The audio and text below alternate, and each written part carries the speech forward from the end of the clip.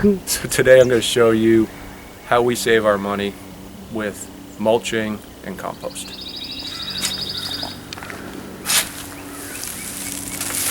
The cost of everything this year, and we still got to spend money. I mean, fertilizers, we're not going to be able to get that ourselves. We have to buy that.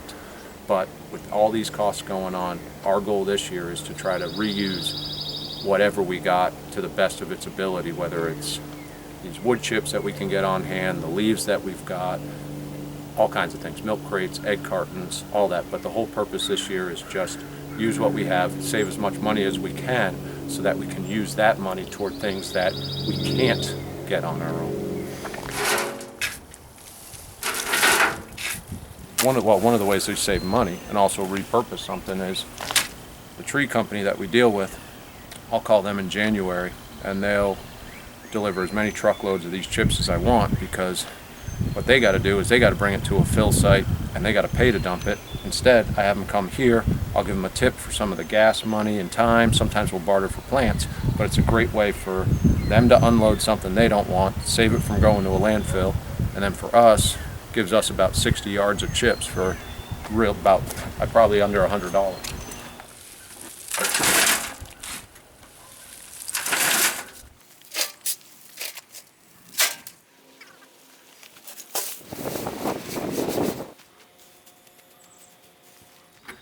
We use a lot of the chips outside, not in the garden beds, but in our pathways, edging, around flowers and that type of stuff.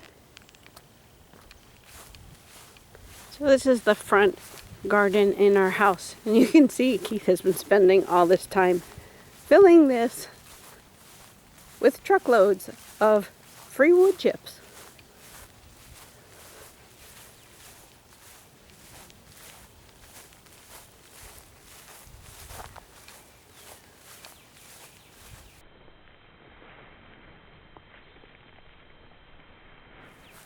And then into the garden,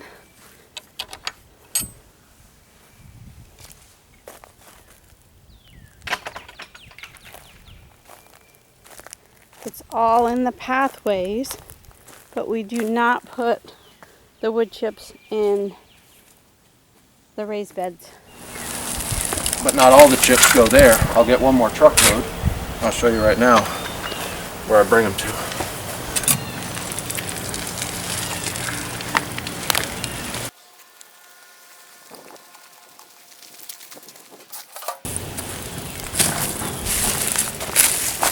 What we'll do here is we're just a bunch of logs, most of them are pieces of pine.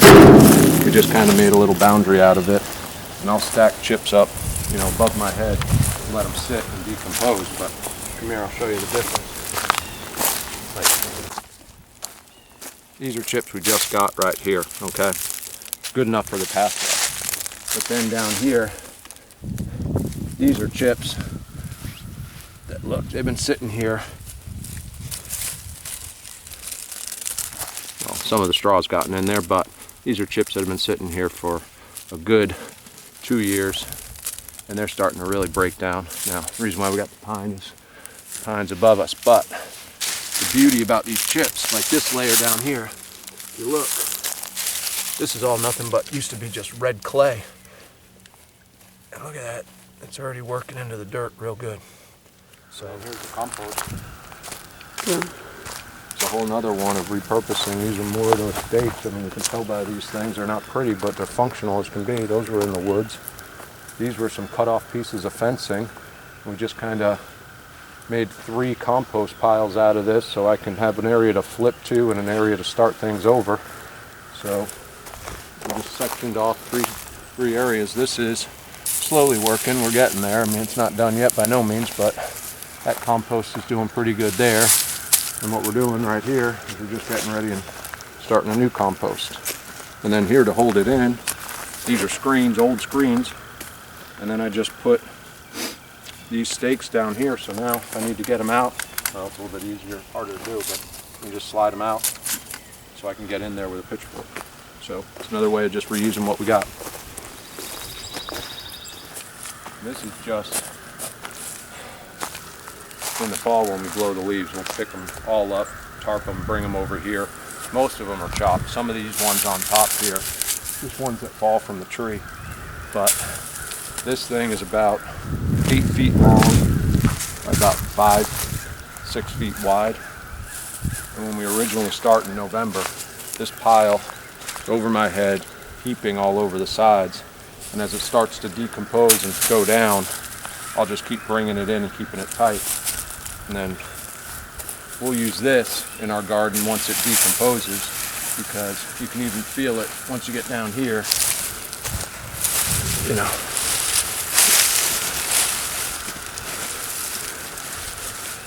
You get the heat started on these things, and they're just starting to slowly break away. You can almost see the, I don't know if you can see the steam, but you can almost see it starting to come up out of there. But the only trick with this is, as I was putting them in here, at about every foot, just spray some water on it. That way it'll retain the moisture and help keep the heat in. But another way of repurposing, here's just, this was some old fencing that we had, stakes. These were stakes that we found out in the woods there, remember, on the property? So we grabbed those are there. So in about November or December, once we're all done in these beds, we'll cover it with about 1.5 to 2 inches of that leaf mulch that I was telling you about. And I mean, here's what it is after it breaks down for about a year's time. But you can also tell, you know, this is down to maybe 1/2 inch layer that I have left on this, so it breaks down real fast. And then for the dirt, it does a real good job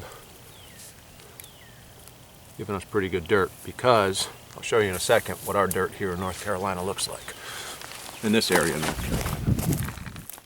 Here's our red clay. That's the top layer that the wood chips are under. As you can see over there, we had to dig a hole, but shortly thereafter it goes rock hard red clay.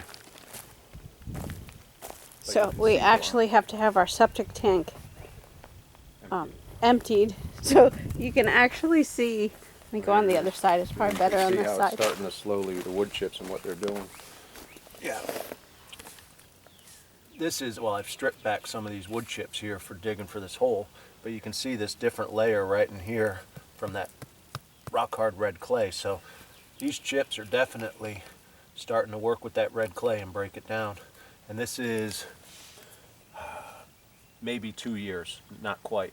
So once we get ready to put in this bed here, we're going to be putting tomatoes in here.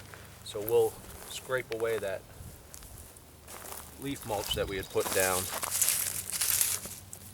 We'll put some plantings in for the tomatoes, and then we'll come back with this leaf mulch, but on a real thin layer, just to top dress over the soil, so that way in case we get any heavy rains, that soil's not getting on those young plants, and it also, as well as, helps for moisture control.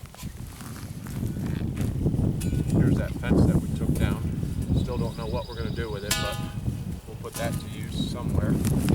Well, at least the post. We'll put the fence to use over there for our pumpkin patch. But this here is the wood chips that we get from our chipper that we have, so it chips it up a lot finer and a lot smaller. And those are the chips we'll put mostly around the house and around the around the flowers and the shrubs around the perimeter of the house, because these will break down a lot faster. And this is also the same stuff. If I got to mix this in to make a compost, into the compost pile, sometimes I'll add a few handfuls of that. But these are all our potato bags, and what we did with them is that bottom 1/2 inch we fill with those really small wood chips that I chip up myself. These are those little tiny ones. That'll just help hold the water in down there. And then on the top layer, I'll mix some of those tiny wood chips with some of our leaf mulch, and I'll just put that on top just to help it with moisture.